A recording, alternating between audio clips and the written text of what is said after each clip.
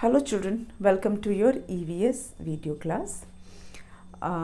In EVS we are doing chapter number 18, that is Save the Earth. And in this chapter we are discussing about conserving our resources, whether it is natural vegetation or natural resources. And we are talking about pollution also. We have to save our earth from pollutions of different type. In the previous video we discussed about water pollution. Today we'll talk about air pollution and noise pollution. Topic हमारा pollution है.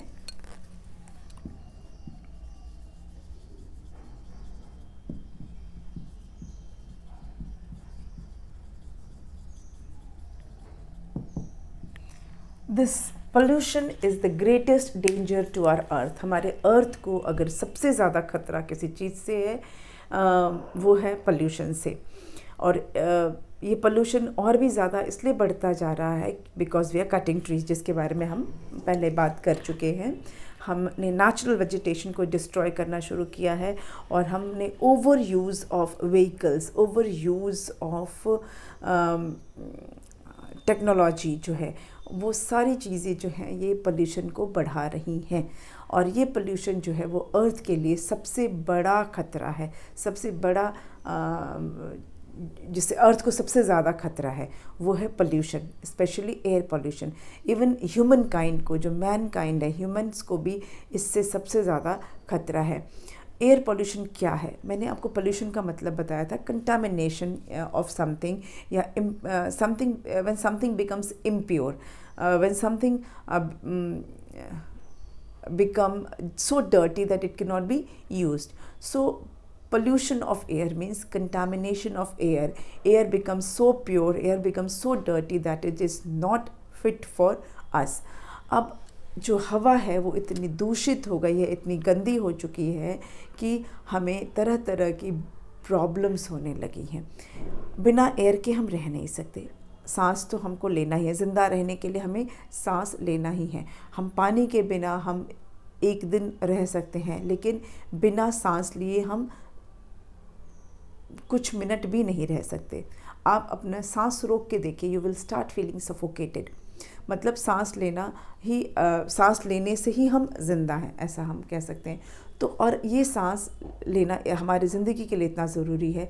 और ये सोचिए कि जिस air को हम breathe in कर रहे हैं, जिससे हम सांस ले रहे हैं, वो कितनी इम्प्योर है. हमारे सांस लेने के साथ साथ हमारे बॉडी में कितना इम्प्योरिटी जा रही है. और ये इस इम्प्योरिटी से कितने तरह के हार्ट की प्रॉब्लम, लंग्स की प्रॉब्लम हो रही है. अस्थमा के केसेस बढ़ रहे हैं, आँखों में जलन बढ़ रही है. उसके अलावा कई ब्रोंको प्रॉब्लम्स लोगों को हो रही है because of this polluted air.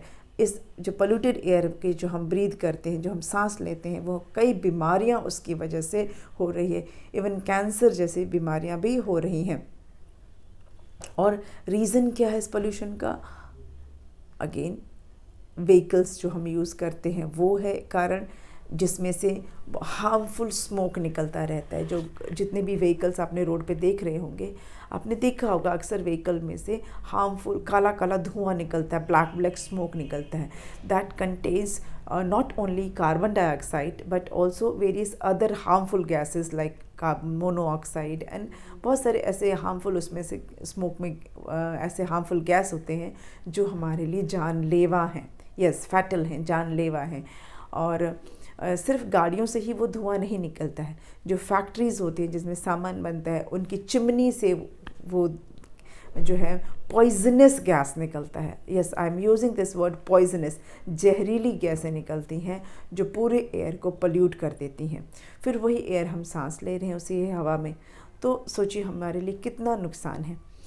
और उसके अलावा कहाँ से ये एयर पोल्यूट हो रहा है?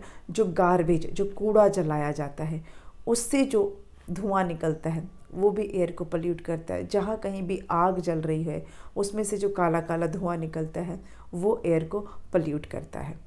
एयर पोल्यूट हो रहा है, दिन पर दिन पोल्यूट हो रहा है due to vehicles, due to burning of garbage, due to smoke from factories, due to crackers and other things.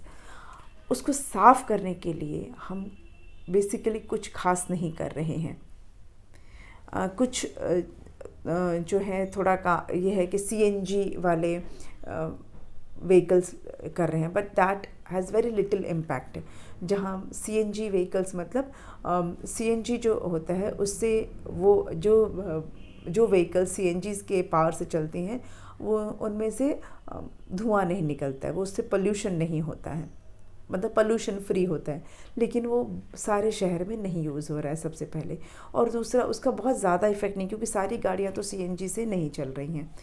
तो इसका उपाय क्या है? सबसे पहले तो जो गाड़ियाँ हैं उसके टाइम टू टाइम, जो व्हीकल्स टाइम के टाइम उसकी सर्विसिंग होने, इसका पोल्यूशन चेक होना चाहिए कि उसमें से जो धुआं जो है वो कम निकले।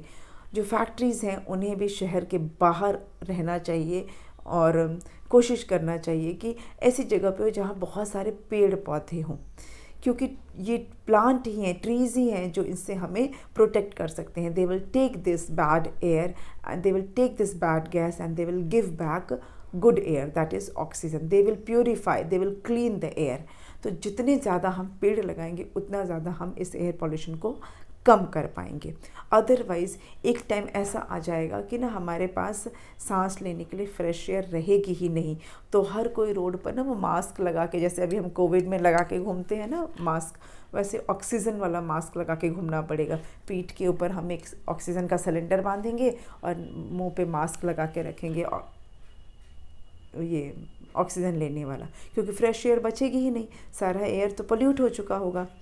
तो अगर हमने अभी से कोशिश नहीं की, अभी से हमने एयर के को साफ़ करने के लिए कोशिश नहीं की, तो आगे परिणाम, आगे जो उसका रिज़ल्ट होगा वो बहुत ही ख़तरनाक होगा। इसीलिए हमें अभी से क्या हो जाना है, हमें अलर्ट हो जाना है। इसे कम्प्लीटली ख़त्म तो नहीं कर सकते पोल्यूशन को, लेकिन एटलीस्ट हम इसको कम कर सकते हैं। This we can do. Next coming to noise pollution. Noise pollution क्या होता है? अब नॉइस से कैसा पोल्यूशन होता है? Yes, noise pollution is again,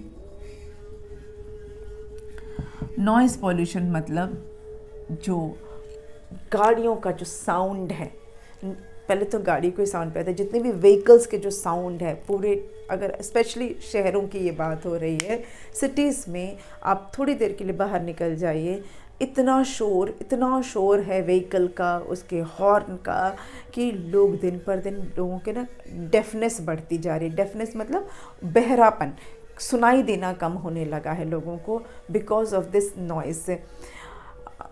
India एक ऐसा कंट्री है जहाँ पर सबसे ज़्यादा नॉइस पोल्यूशन है।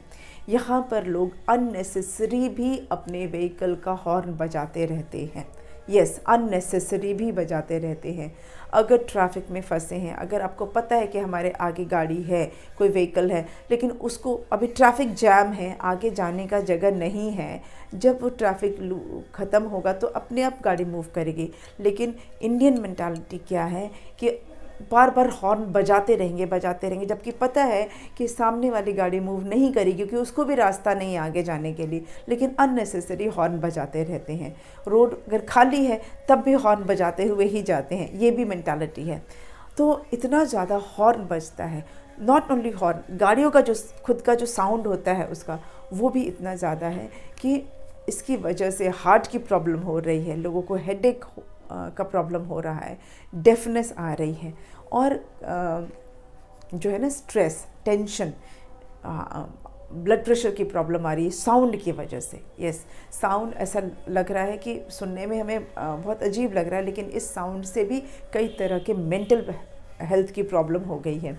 उस सिर्फ गाड़ियों के साउंड नहीं है। अब बात करते हैं जो म्यूज़िक, लाउड म्यूज़िक जो बजाने का जो एक टेंडेंसी है, किसी भी फंक्शन में डीजे बज रहा है, फुल वॉल्यूम में बज रहा है, रात भर बज रहा है, उसका साउंड भी एक तरह का साउंड पोल्यूशन है। किसी को गाना सुनना है, किसी को डांस करना है, डीजे बजाना है, उसको एक मॉडरेट वॉल्यूम में बजाया जा सकता है। ज़रूरी है कि पूरे शहर को गाना सुनाए, ज़रूरी है पूरे शहर को म्यूज़िक सुनाए, अपने तक ही उसको रखा जाए, लेकिन नहीं, पूरे इतनी तेज साउंड में रहेंगे कि रात भर बजता रहेगा। ये भी एक मेंटालिटी है लोगों की जिसे ख़त्म करना होगा। अदरवाइज़ जिन लोगों को हार्ट की प्रॉब्लम होती है उनका ये प्रॉब्लम ना बढ़ जाता है, साउंड की वजह से बढ़ जाता है। तो हमें सिर्फ अपना ही नहीं सोचना चाहिए, we should not be selfish, हमें दूसरों का भी सोचना चाहिए। जो लोग बीमार हैं, जो लोग बूढ़े लोग हैं, उनके बारे में भी सोचना चाहिए। जिनको हार्ट की प्रॉब्लम है उनके बारे में सोचना चाहिए। साउंड से उनको कितनी परेशानी होती है। साउंड एक तो मॉडरेट वॉल्यूम में बजाएं, बहुत तेज़ ना बजाएं, और एक टाइम तक बजाएं, पूरी रात ना बजाएं, एक लिमिटेड समय तक ही उसको बजाया जाए, so that it should not disturb others, दूसरों को डिस्टर्बेंस ना हो इससे, दूसरों को परेशानी ना हो इससे। तो नॉइज़ पोल्यूशन को तो हम कम्प्लीटली क्योर कर सकते हैं, कर्ब कर सकते हैं अगर हम चाहें तो। इस पोल्यूशन को रोका जा सकता है क्योंकि इस साउंड से सबको परेशानी होती है। तो ये एयर पोल्यूशन हो गया, वाटर पोल्यूशन हो गया, नॉइज़ पोल्यूशन हो गया, ये तीनों पोल्यूशन जो है, इन तीनों पोल्यूशन से हमें अर्थ को बचाना है। We have to protect it, we have to save our earth. अगर नहीं किया तो क्या होगा? नेक्स्ट टर्म है ग्लोबल वार्मिंग।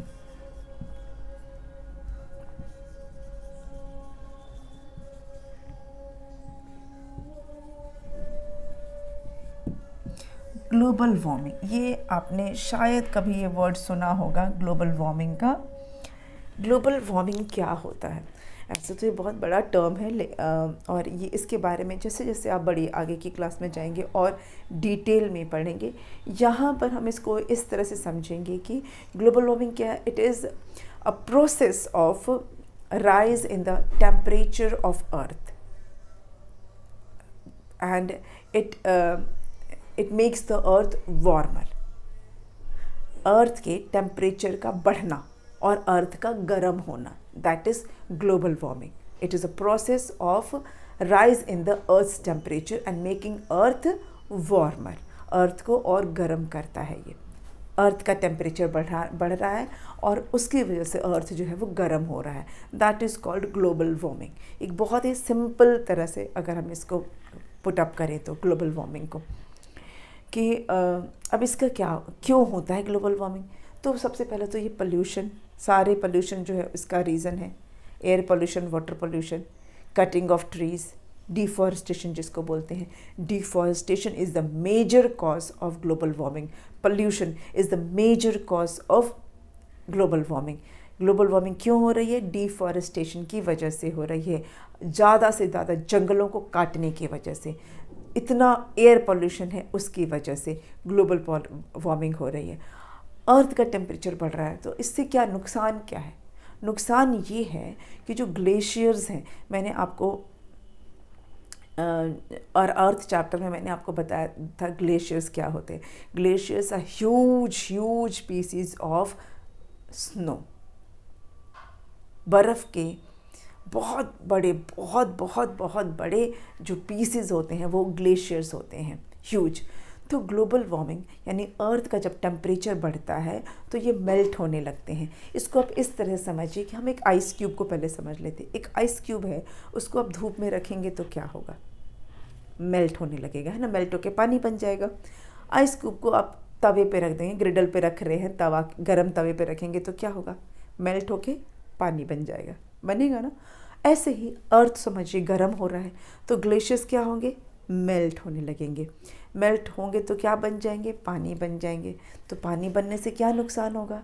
पानी बन जाएंगे, ग्लेशियर्स जब मेल्ट होंगे तो ये वाटर में कन्वर्ट होंगे और इससे समुद्र का, सी का जो वाटर लेवल है वो बढ़ने लगेगा, रिवर का वाटर लेवल बढ़ने लगेगा। इतना क्योंकि ये ग्लेशियर्स बहुत बड़े होते हैं, इनके मेल्ट होने से बहुत ज़्यादा पानी बढ़ जाएगा। सी का लेवल इतना ज़्यादा हो जाएगा या बढ़ जाएगा कि उसमें हमारा अर्थ डूब सकता है। सिटीज़ डूब सकते हैं, शहर डूब जाएंगे, कंट्री डूब सकती है। तो ग्लोबल वार्मिंग इतना नुकसानदायक है, हमारे अर्थ के लिए एक बहुत ही बड़ा खतरा है ग्लोबल वार्मिंग। तो इससे क्या करना है हमें? फिर इसे रोकने के लिए क्या करना होगा? वही चीज़ें, we should stop deforestation. Deforestation को रोकना होगा। पहले ग्लोबल वार्मिंग में लिख दूं,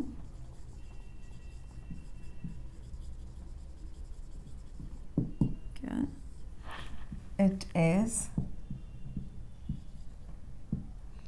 it is a process of rise in the temperature of Earth's surface, या temperature of Earth कर सकते हैं, which makes Earth warm, जो अर्थ को गर्म करता है। और इसके नुकसान मैंने आपको बता ही दिया, क्या होगा, ग्लेशियर्स मेल्ट होंगे, जो face level of water will rise and then a country can be drown, पूरा शहर का शहर डूब सकता है। तो इसे रोकने के लिए क्या करना चाहिए, डिफॉरेस्टेशन को रोकना है, एफॉरेस्टेशन को बढ़ाना है, रिफॉरेस्टेशन को बढ़ाना है, पॉल्यूशन को कंट्रोल करना है, तभी हम ग्लोबल वार्मिंग को रोक पाएंगे और तभी हम अपने अर्थ को प्रोटेक्ट कर पाएंगे। We can save our earth. ठीक है, तो ये हो गया आपका टॉपिक ऑफ ग्लोबल वार्मिंग। अब बचा इस चैप्टर का exercise and that we will start in the next video. अगले वीडियो में उसको हम स्टार्ट करेंगे। आज के वीडियो को यहीं पे स्टॉप करते हैं। We will meet again in the next one. Okay, thank you.